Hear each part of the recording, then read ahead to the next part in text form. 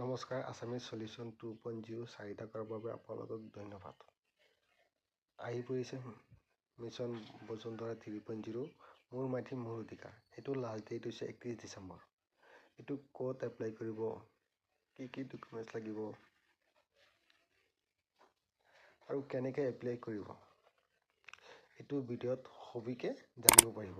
আৰু যদি মোৰ চেনেলত প্ৰথমবাৰ আহিছে তেনেহ'লে চেনেলটো ছাবস্ক্ৰাইব কৰি কাষত থকা বেল আইকনটো প্ৰেছ কৰি ৰাখিব, যাতে এনেধৰণৰ ইনফৰ্মেটিভ ভিডিঅ' আগলৈ পাই থাকে। বলক ভিডিঅ'টো আৰম্ভ কৰোঁ। মিছন বসুন্ধৰা 3ত সফল কৰিবলৈ আমি Assam temporarily settle areas tenancy amendment act বিধানসভাত সংশোধন কৰিবলগীয়া হৈছিল।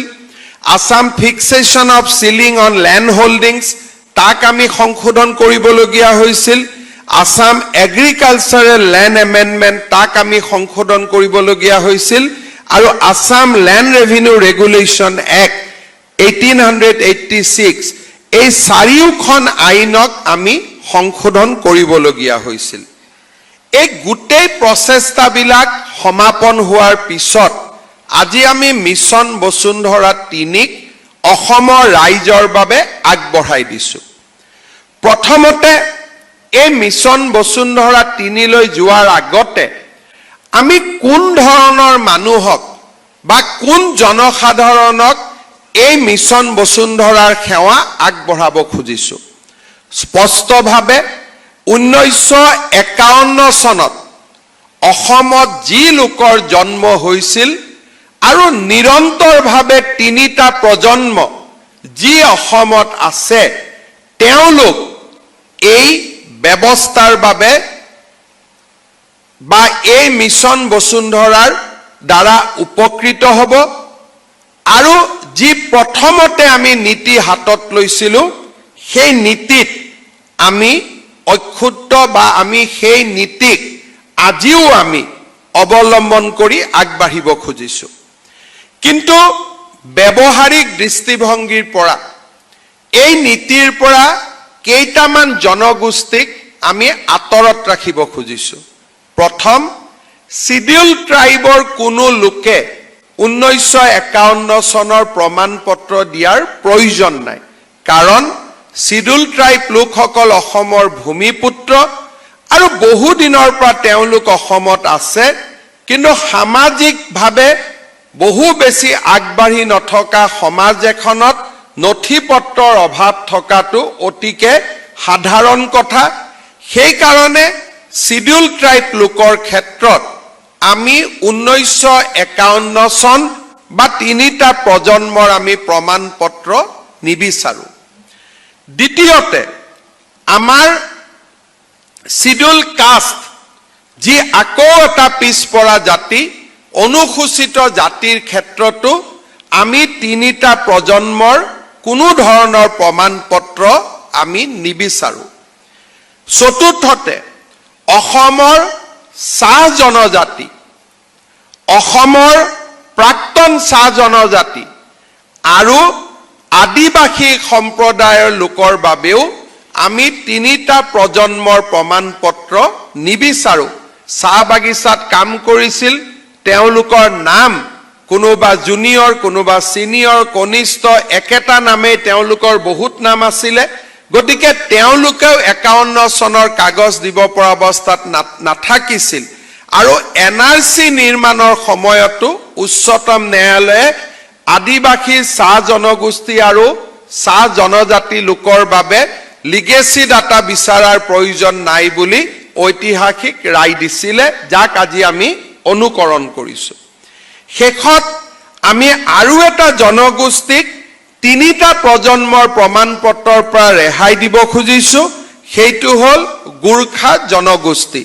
তেওঁলোকে চৰণীয়া পথাৰত আছিল, চৰ চাপৰিত বাস কৰিছিল আৰু তাৰ কাৰণে তেওঁলোকৰো সেই সময়ত কাগজ পত্ৰ নাছিলে।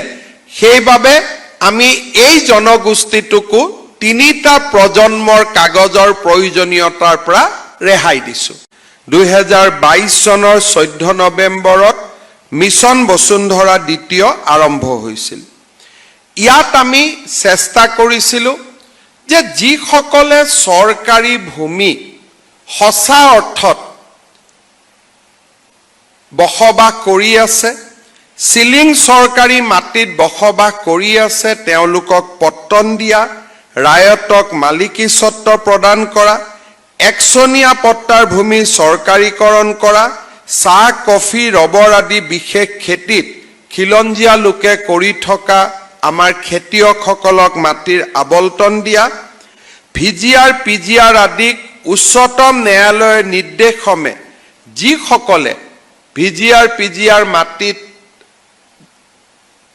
মালিকনা স্বত্ব লাভ কৰিবলৈ অধিকাৰ আছে, তেওঁলোকক অধিকাৰ প্ৰদান কৰা, আৰু মিছন বসুন্ধৰা দ্বিতীয়ৰ এটা ডাঙৰ আমি সফলতাৰে এটা ডাঙৰ সিদ্ধান্ত লৈছিলোঁ যে চিলিং, আমাৰ যিটো চিলিঙৰ যিটো সীমাবদ্ধতা আছে, জনজাতীয় লোকৰ ক্ষেত্ৰত ইয়াক 50 বিঘালৈ বৃদ্ধি কৰা। জনজাতীয় লোকসকলে বংশানুক্ৰমে 200-300 বিঘা মাটিত তেওঁলোকে দখল কৰি খেতি কৰি আছিলে, আৰু দখল শব্দটো নিগেটিভ হ'ব, তেওঁলোকৰ মাটিতে তেওঁলোকে বহু দিনৰ পৰা ভোগ দখল কৰি আছিলে। কিন্তু চৰকাৰে 15 বিঘাতকৈ বেছি মাটি দিব নোৱাৰা বাবে তেওঁলোকে ইমান দিন নিজৰ মাটি পট্টাৰ বাবে চেষ্টা কৰা নাছিলে। জনজাতীয় সংগঠনসমূহৰ লগত আমি কথা পাতি এই চিলিং চাৰপ্ৰাছ, জনজাতীয় লোকৰ বাবে চিলিঙৰ সীমাবদ্ধতা আমি 50 বিঘালৈ বৃদ্ধি কৰিছিলোঁ, যাতে অসমৰ ভূমিপুত্ৰসকলে চৰকাৰীভাৱে মাটিৰ মালিক হ'ব পাৰে। যদি আসাম টাইপৰ ঘৰ বা থ্ৰেছড হাউচ, তেতিয়াহ'লে আমাৰ প্ৰিমিয়াম কিমান আছিলে? 30%। এতিয়া আমাক কিমান প্ৰিমিয়াম দিব লাগিব? 3%। অৰ্থাৎ 103, 30-10। গুৱাহাটী মহানগৰীত বা আন জাগা, তেজপুৰ, ডিব্ৰুগড়, কৰবাত যদি আসাম টাইপ থকা মানুহে যদি এতিয়া মাটিৰ পট্টা তেওঁলোকক আমি দিওঁ বা বসুন্ধৰা 2 সময়ত দিছোঁ, তেওঁলোকে মাত্ৰ 3% প্ৰিমিয়াম তেওঁলোকে আমাক জমা দিব of the total zonal value. জোনেল ভেলুৰ অনলি 3% প্ৰিমিয়াম দিব, আৰু এই 3% দিয়াৰ লগে লগে তেওঁলোকে মাটিৰ মালিক হ'ব। কিন্তু যদি এই মাটিও তেওঁলোকে বিক্ৰী কৰিব খোজে, 27% আমাক আৰু প্ৰিমিয়াম সেই সময়ত দিব লাগিব। ইয়াৰ ফলত লাভ কি হ'ব?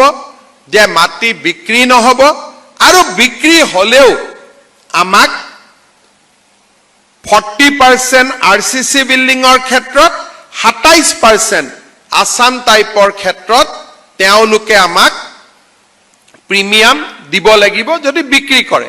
কিন্তু বেংকক মৰ্টগেজ আদি দিলে কোনো প্ৰিমিয়াম দিব নালাগে। They are free to give mortgage of the land, otherwise তেওঁলোকে ভূমিৰ সম্পূৰ্ণ মালিকী স্বত্ব পাব। মই ভাবোঁ এই ব্যৱস্থাৰ জৰিয়তে আমাৰ নগৰ অঞ্চলত যিসকল লোকৰ ইমান দিন আপত্তি আছিলে, তেওঁলোকে এই মিছন বসুন্ধৰা 2ত যদি নিৰ্বাচিত হৈ আছে বা বেছি লেণ্ড প্ৰিমিয়াম দিব লাগে বুলি আবেদন কৰা নাছিলে, এতিয়া তেওঁলোকে আবেদন কৰিব পাৰিব। মই আকৌ এবাৰ কৈছোঁ, গুৱাহাটী আৰু আন নগৰ মহানগৰৰ ক্ষেত্ৰত বিল্ডিং থাকিলে premium will be 10% of the zonal value, আৰু পিছত যদি মাটি কিনা বিক্ৰী কৰে 40% জোনেল ভেলু তেওঁলোকে সেই সময়ত দিব লাগিব। আৰু যদি আসাম টাইপ হয়, it is just 3% of the zonal value. কিনা বেকা কৰিলে 27% তেওঁলোকে ভৱিষ্যতে চৰকাৰক দিব লাগিব। কিন্তু 3 আৰু 10% দিয়াৰ পিছতো তেওঁলোকৰ দুটা ৰাইট পাই থাকিব। উত্তৰাধিকাৰী স্বত্বে ল'ৰা ছোৱালীক মাটি দিলে আমাক নতুন প্ৰিমিয়াম দিব নালাগে, বেংকক মৰ্টগেজ দিলে আমাক প্ৰিমিয়াম দিব নালাগে, পৰিয়ালৰ পৰা মাটিটো আঁতৰি গ'লেহে আমাক প্ৰিমিয়াম দিব লাগিব। এই সাৰ্ভিসটো হল মিশন বসুন্ধৰাৰ 5th সাৰ্ভিস। 6th যেটো সাৰ্ভিস এটো খুব important.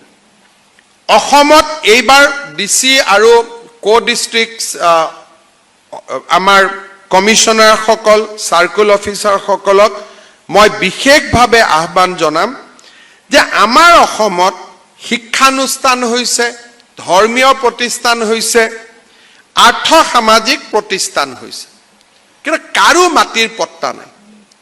MLA fund MP fund দিয়াৰ সময়ত আমি সাৰ্কেল অফিসাৰ সকলক আমি ফোৰ্স কৰো মিছা সাৰ্টিফিকেট এখন দিবৰ কাৰণে যে এই মাটিটো পজেশন সাৰ্টিফিকেট এখন দি দিয়ক, কিন্তু মাটিৰ তেওঁলোক মালিক নহয় বা তেওঁলোকৰ পট্টা নাই।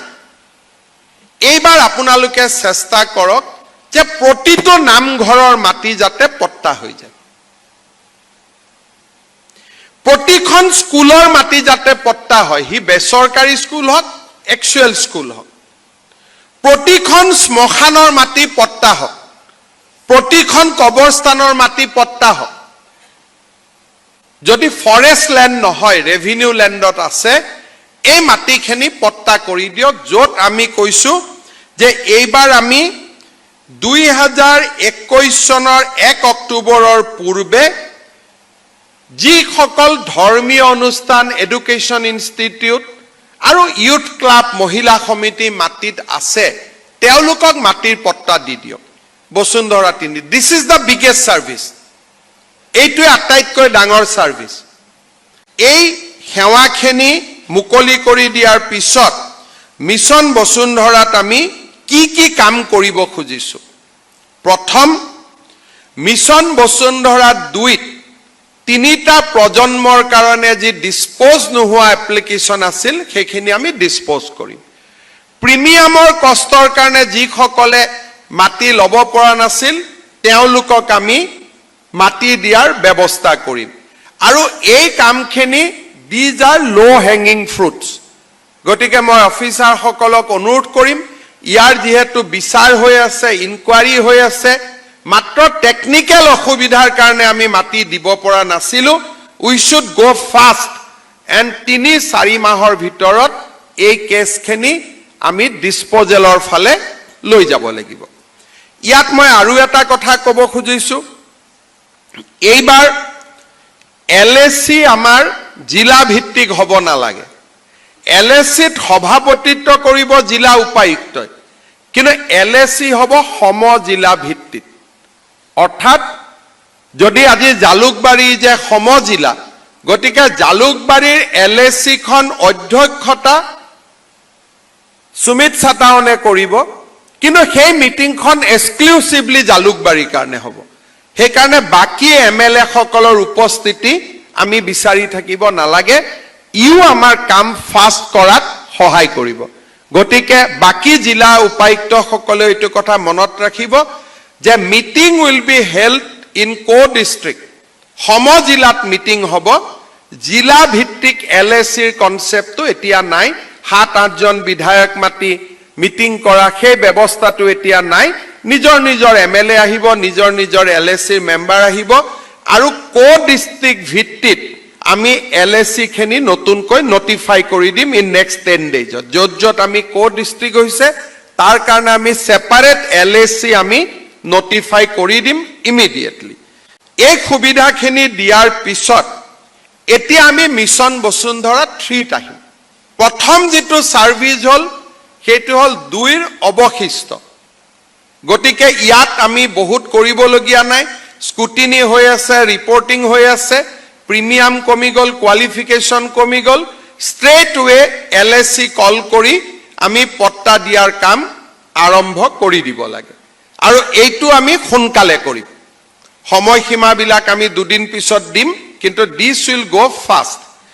সেকেন্ড, আমি কি কৰিব খুজিছো, it is a exclusive service in mission Basundhara 3। গাঁৱৰ যি দখলি থকা ৰায়তক আমি মিশন বসুন্ধৰা 2ত পট্টা আমি দিছিলো, কিন্তু টাউনত যিসকল ৰায়ত আছে টাউনত কেনেকৈ ৰায়ত থাকিলে বহুতে ক'ব যে টাউনততো খেতি মাটি নাই ইয়াত ৰায়ত ক'ৰ পৰা আহিলে কিন্তু আমি জানিব লাগে যে ক'ৰ যিখন চিটি আছিলে হি এক্সপাণ্ড হৈ গ'ল সেইকাৰণে গাঁও অঞ্চল গুৱাহাটীতে বহুত গাঁও অঞ্চল সোমাই গ'ল যোৰহাটত গাঁও অঞ্চল সোমাই গ'ল গতিকে যিসকল গাঁৱৰ ৰায়ত পিছত মিউনিচিপালিটি এৰিয়াৰ পাৰ্ট হ'ল তেওঁলোকক এতিয়া আমি ৰায়ত হিচাপে গণ্য কৰি ৰায়তী স্বত্ব প্ৰদান কৰাৰ কাম আমি হাতত ল'ম so this is a another exclusive service under mission বসুন্ধৰা 3 তৃতীয়টো আমি কি কৰিব খুজিছো মিছন বসুন্ধৰা 2ত আমি কৈছিলো যে কৃষি মাটিক আমি ৰিক্লাসিফিকেশনৰ সুবিধা দিম কিন্তু অকলটো কৃষি মাটি ৰিক্লাসিফিকেশন নহয় গাঁৱত দোকান কৰি আছিল তেওঁ এতিয়া আন কিবা কৰিব খোজে কোনোবা মাটি ঘৰ বনোৱাৰ কাৰণে ৰিক্লাসিফিকেশন কৰিছিল এতিয়া দোকান কৰিবৰ কাৰণে ৰিক্লাসিফিকেশন কৰিব খোজে সো মিছন বসুন্ধৰা 2ত আমি কৃষি ভূমিক পুনৰ শ্ৰেণী পৰিৱৰ্তনক সেই সাৰ্ভিসটো আছে কিন্তু অনা কৃষি ভূমিও ৰিক্লাসিফিকেশনৰ সুবিধাটো আমি মিছন বসুন্ধৰা 2ত আগবঢ়াম কাৰোবাৰ দোকান আছিল কাৰোবাৰ ঘৰ আছিল হোম আছিল হোমটোক দোকান কৰিব খোজে কাৰোবাৰ দোকান আছিল দোকানটোক উদ্যোগীকৰণ কৰিব খোজে সো ৰিক্লাসিফিকেশনৰ স্কোপটো আমি মিছন বসুন্ধৰা 2ত আমি লিমিটেড ৰাখিছিলো যে কৃষি ভূমিৰ ৰিক্লাসিফিকেশন এতিয়া আমি কৃষি ভূমিক ৰিক্লাসিফিকেশন নকৰি ইন্ডাষ্ট্ৰিয়েল এণ্ড কমাৰ্চিয়েল বা ল্যান্ডকো আমি ৰিক্লাসিফিকেশন কৰাৰ সুবিধা আমি আগবঢ়াইছো আৰু কোনোবাই যদি ইন্ডাষ্ট্ৰিয়েল আৰু কমাৰ্চিয়েল ল্যান্ডকো তেওঁলোকে এগ্ৰিকালচাৰ লৈকে ৰিক্লাসিফাই কৰিব খোজে ৰিভাৰ্স ৰিক্লাসিফিকেশনো আমি ইয়াত এলাউ কৰিছো বহু সময়ত প্ৰশ্ন আহে যে 15 লাখ লোকে আবেদন কৰিলে আমি 3 লাখ লোকক কিয় মাটিৰ পট্টা দিলো ইয়াৰ মূল কথাটোৱে হ'ল মিছন বসুন্ধৰাৰ লক্ষ্য হ'ল যে যোগ্যজনে মাটিৰ পট্টা পাব লাগে সেই কাৰণে ইয়াক আমি অৰুণোদয় আঁচনিৰ লগত তুলনা কৰা নাছিলো যে হিতাধিকাৰীৰ সংখ্যা বাঢ়িব লাগে ইয়াত উদ্দেশ্য আছিল যাতে কোনো এজন দালালে বা কোনো এজন মধ্যভোগীয়ে মিছন বসুন্ধৰাৰ সুযোগ লৈ সৰকাৰী মাটিত বাস কৰি নথকা সত্ত্বেও বসবাস কৰাৰ ভুৱা কাগজ পত্ৰৰে তেওঁলোকে যাতে মাটিৰ পট্টন ল'ব নোৱাৰে তাৰ কাৰণে আমি এটা ক্লজ দিছিলো যে যিকোনো মানুহে ভূমিৰ অধিকাৰ পাবলৈ হলে তেওঁলোকে 1951 চনত অসমত থকাৰ প্ৰমাণ দিব লাগিব অৰ্থাৎ 3টা প্ৰজন্মৰ তেওঁলোকে প্ৰমাণ দিব লাগিব আৰু সাধাৰণতে এটা প্ৰজন্মক আমি 25 বছৰ বুলি ধৰি লওঁ আৰু 75 বছৰ আমি যদি 2024 বা 22ৰ পৰা উভতি যাওঁ তেতিয়াহলে ই 1951 চন হয়গৈ আৰু এই 1951 চনৰ ধাৰণাটো থকা বাবেই মিছন বসুন্ধৰা এক প্ৰকাৰ খিলঞ্জীয়া লোকৰ ভূমি অধিকাৰৰ এক অস্ত্ৰ বা খিলঞ্জীয়া লোকেহে মাটি পাব তেনে এক ধাৰণাৰে আমি আগবাঢ়িব পাৰিছিলো ইয়াৰ ফলত যিবিলাক জিলাত সাধাৰণতে 51 চনৰ মানুহৰ সংখ্যা কম তেনেকুৱা লোকত আবলতনৰ সংখ্যা কম হৈছিল আৰু যত 51 চনলৈকে আমি মানুহৰ থকা প্ৰজন্মৰ ইতিহাস পাওঁ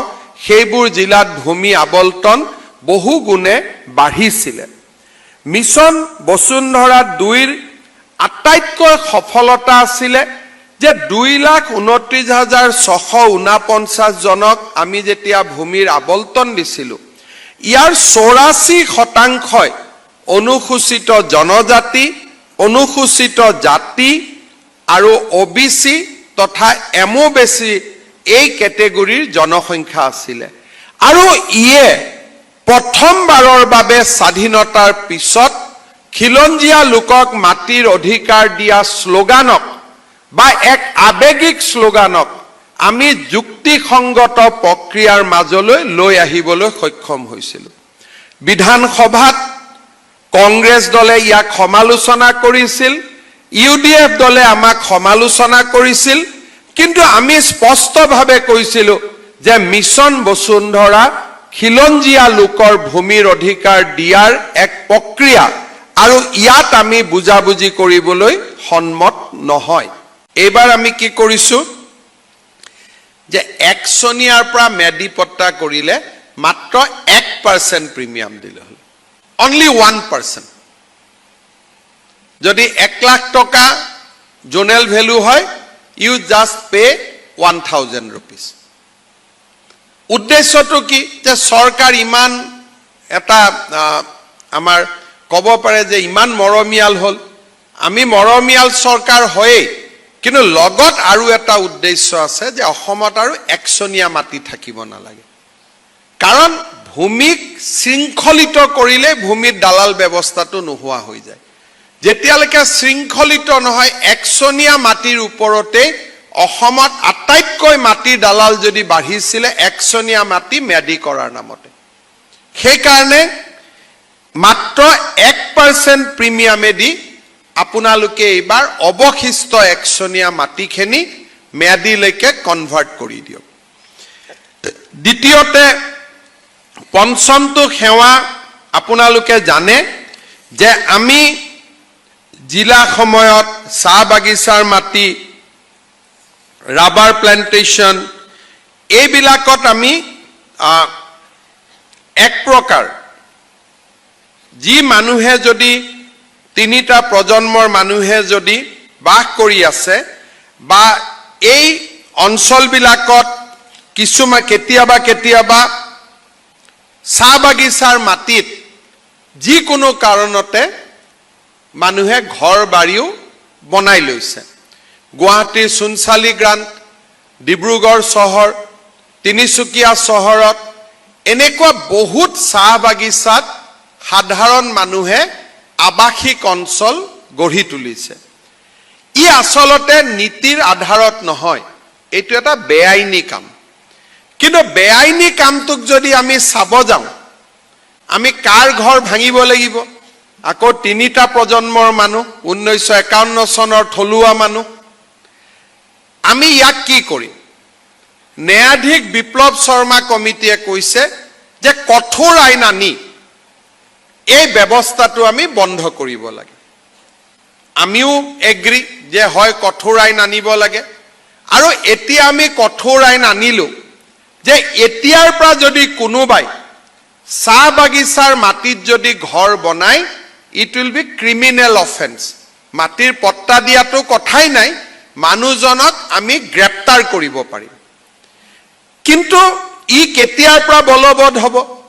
আমি বৰ্তমানৰ পৰা ইয়াক বলবৎ কৰিব খুজিছোঁ, কিন্তু 2022 চনৰ আগতে, 31 ডিচেম্বৰৰ আগতে যিসকলে ভুলে শুদ্ধই ঘৰ বনাই ল'লে তেওঁলোকক আমি ওৱান টাইম এক্সেম্পশ্যন দিব খুজিছোঁ। অৰ্থাৎ 22 চনৰ আগতে চুনচালি গ্ৰান্ট হওক, তিনিচুকীয়া ডিব্ৰুগড়ত চাহ বাগিচাত যিসকলে ঘৰ বনাই ল'লে তেওঁলোকক আমি ভূমি নীতি অনুসৰি আমি তেওঁলোকক মাটিৰ পট্টা দিব পাৰিম as one time exception. Mission Basundhara 3 শেষ হৈ যোৱাৰ পিছত it will be a criminal offence. আমি মানুহক গ্ৰেপ্তাৰ কৰিব পাৰিম এতিয়ালৈকে, আৰু সেই আইনখন ইতিমধ্যে আমি সংশোধন কৰি ক্ৰিমিনেল ছেকশ্যন আমি ইনক্লুড কৰিছোঁ। কিন্তু এজ এ লাষ্ট ৰিজৰ্ট আমি এই মানুহখিনিক এটা সুযোগ দিছোঁ যে লেণ্ড ৰেগুলাৰাইজ কৰি লওক, আৰু আমি ইয়াৰ কাৰণে প্ৰিমিয়ামো কমাই দিছোঁ যে 10% অফ দ্য প্ৰিমিয়ামতে তেওঁলোকে এই কামখিনি কৰিব পাৰি।